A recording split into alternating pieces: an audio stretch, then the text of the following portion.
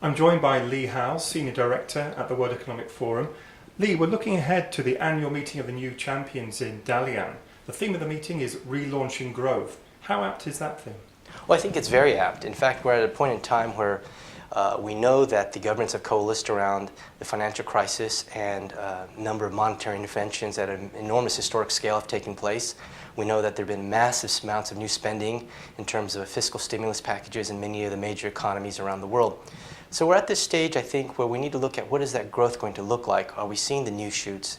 And fundamentally, I think we need to discuss what are the industries that are going to drive this, because we do have to rely on the private sector and entrepreneurs to produce the growth, which will in fact address the employment challenges that we're facing right now. So this is, I think, an apt time to look at how we're going to relaunch this growth.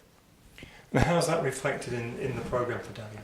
Well, in Dalian, we're going to look at this growth, I think, from a variety of angles. One, of course, is the transformational nature of this growth. One of the things that we've learned from the crisis is that we live in a deleveraging world.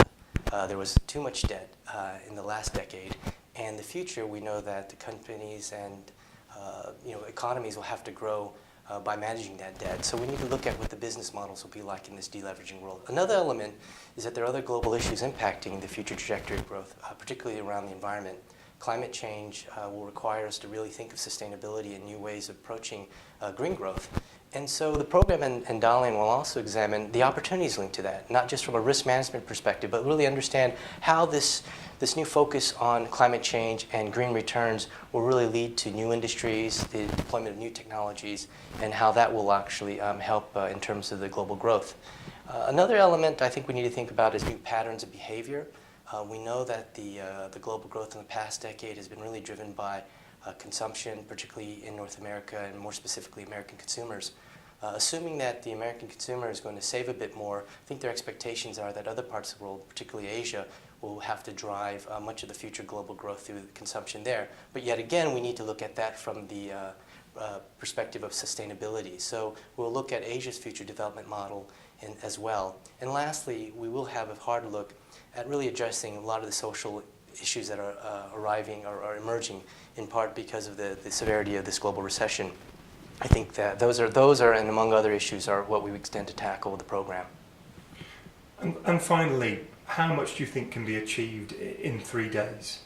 I think quite a bit. I think we can establish a really fundamental baseline understanding of where we are in terms of the global economy, looking at really where we are in terms of prospective fiscal and monetary intervention. But more fundamentally, I think it'll be very good 3 days. We can start to understand what are the sectors that are seeing growth. What are the geographies? Let's not forget the world is growing at 3% global annually.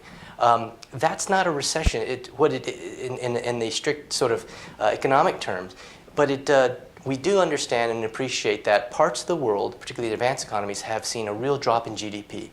And we've seen that emerging markets have also seen a contraction growth, but still nonetheless are growing. Case in point, China.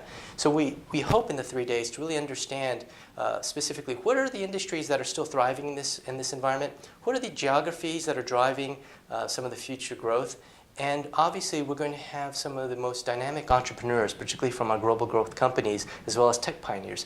Now they're doing outstanding and amazing things, and they will really shape the future growth trajectory. And having those people together along with the policymakers, I think we'll have a holistic view of where we stand now, but also we have a better perspective of the future, which I hope will be encouraging and obviously will stimulate much more investment, much more enthusiasm, confidence in the future.